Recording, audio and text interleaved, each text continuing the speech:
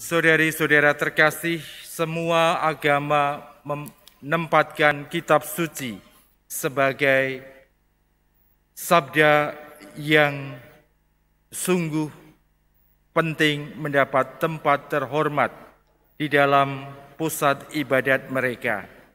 Gereja juga menempatkan kitab suci sebagai penuntun hidup kita.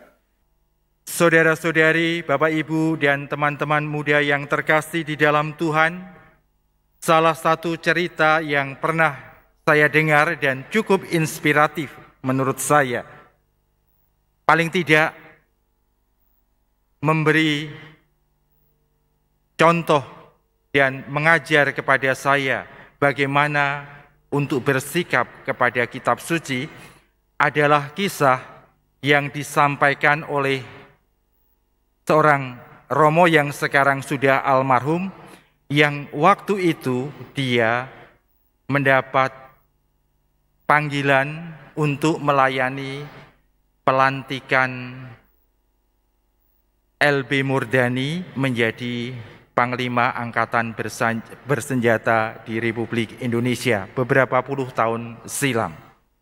Yang menarik adalah ketika Romonya sudah tentu siapa itu, almarhum LB Murdani itu menelpon Romo itu dan mengatakan, "Romo, mohon izin supaya besok kalau saya dilantik dalam pelantikan di Istana Negara, saya dilantik dengan kitab suci yang bukan kitab suci yang Romo bawa, tetapi kitab suci yang selalu dibaca oleh ibu saya."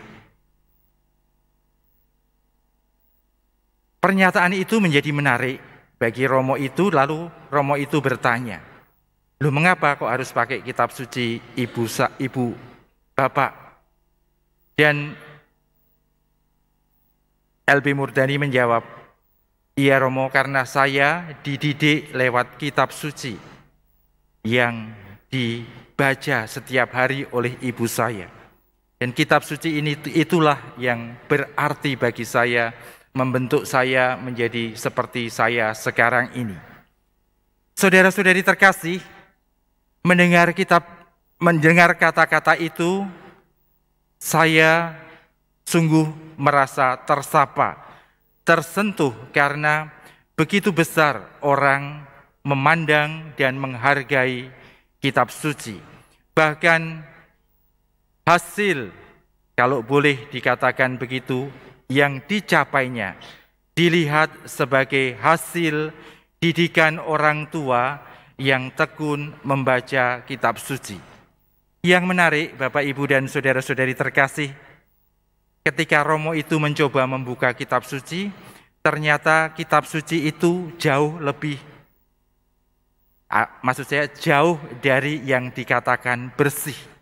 Kitab suci itu ya kitab sampulnya biasa, tetapi di dalamnya ada banyak coretan-coretan pakai pensil dan menunjukkan bagaimana si ibu itu, orang tua dari LB Murdani, mencoba membaca dan mengerti kitab suci, dan apapun yang ia tangkap ketika ia membaca, rupanya ditulis di sebelahnya dengan pensil, dengan pulpen, carut-marut dengan aneka pesan yang berharga, tetapi menjadi bermakna untuk dirinya sendiri.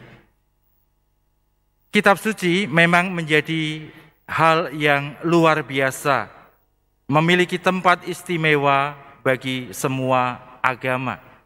Iman kita menempatkan kitab suci juga sebagai sabda Allah, penuntun dan inspirasi untuk kehidupan semua orang Kristiani.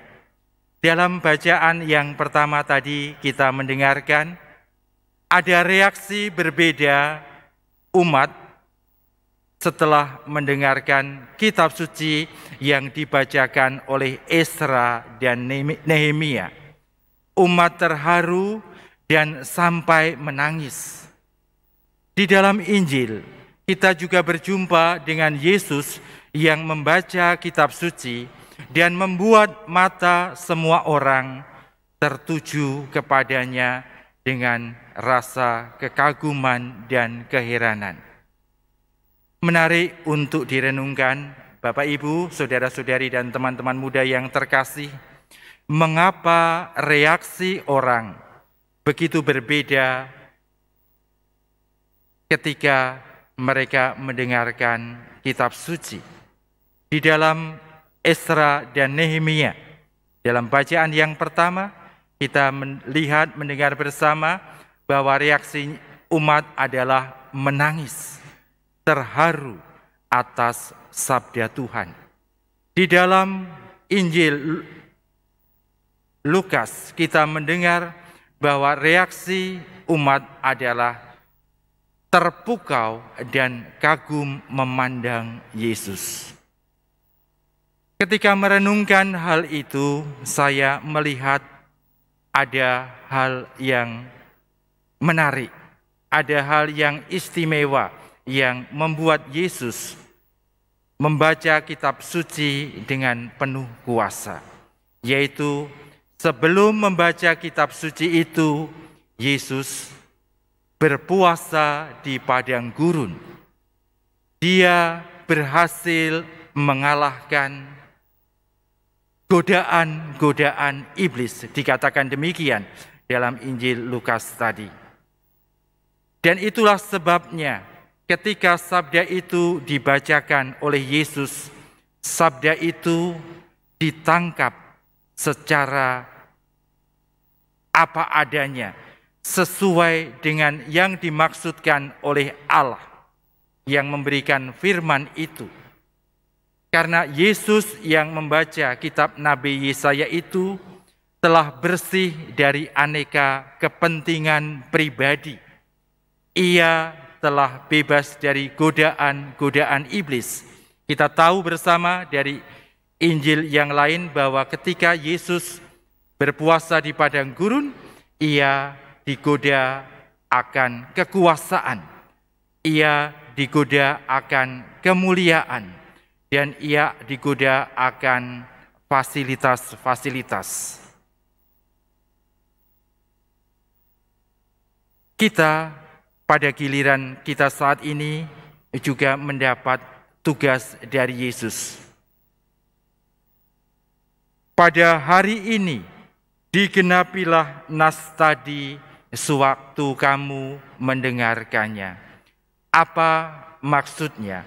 Maksudnya adalah Tuhan berpesan kepada kita bahwa Roh Tuhan yang ada pada kita, yang mengurapi kita untuk menyampaikan kabar gembira kepada orang miskin, yang mengutus kita untuk memberikan pembebasan kepada para tawanan, penglihatan kepada orang buta, itu sesungguhnya adalah tugas dan panggilan kita.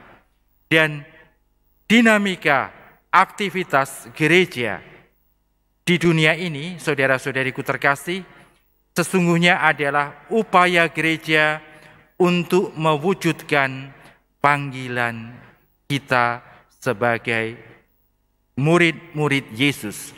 Anda dan saya dipanggil untuk menghadirkan kitab suci, bukan lewat teks yang kita baca, bukan lewat khotbah dalam tutur kata dan uraian-uraian, tetapi Anda dan saya dipanggil untuk mewujudkan kitab suci dalam kehidupan. Itu artinya adalah kita dipanggil untuk mewujudkan ayat-ayat yang ada dalam buku yang namanya kitab suci, yang kita dengarkan itu untuk menjadi sebuah kenyataan.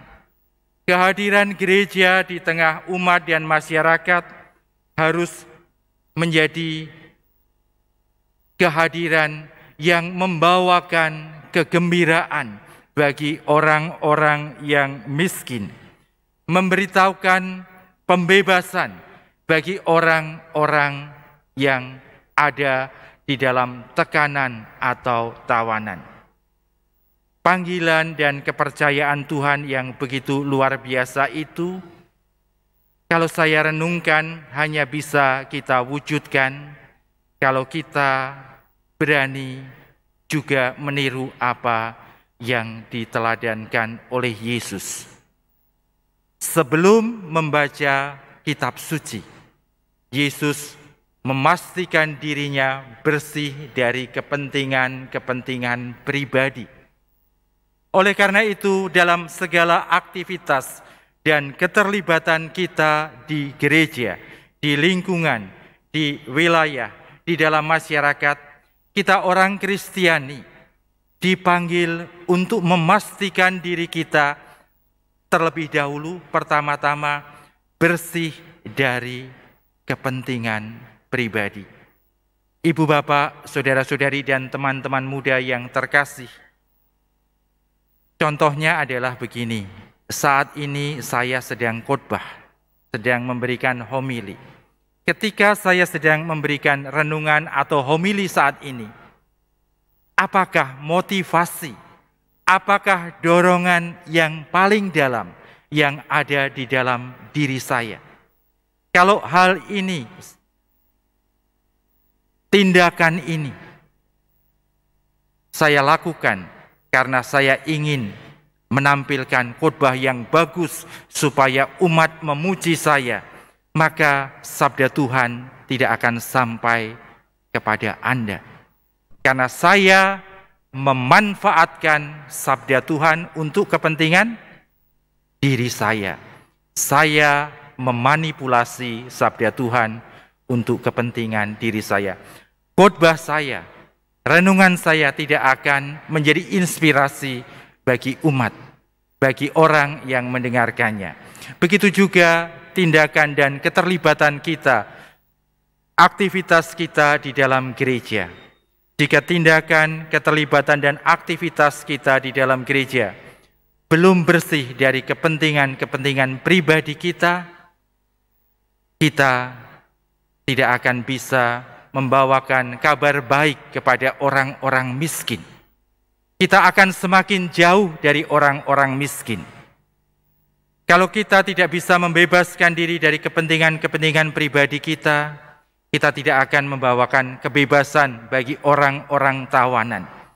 Kita justru akan memberikan beban-beban yang lebih berat kepada orang-orang yang sudah tertawan. Oleh karena itu, saudara-saudariku terkasih, mari kita mensyukuri firman Tuhan hari ini. Firman yang mengajak kita melihat bukan orang lain, tetapi melihat diri kita sendiri. Dan juga memanggil kita untuk memurnikan diri kita dalam setiap keterlibatan kita di dalam kehidupan gereja, baik di dalam keluarga, di dalam lingkungan, wilayah, paroki, maupun di dalam masyarakat kita. Sekecil apapun perbuatan Anda, tindakan Anda untuk mewujudkan pesan Tuhan yang kita dengar, yang Anda dengar, jika itu dilandasi dengan ketulusan, akan menggetarkan dan menggerakkan banyak orang. Berkat Tuhan menyertai Anda sekalian. Amin.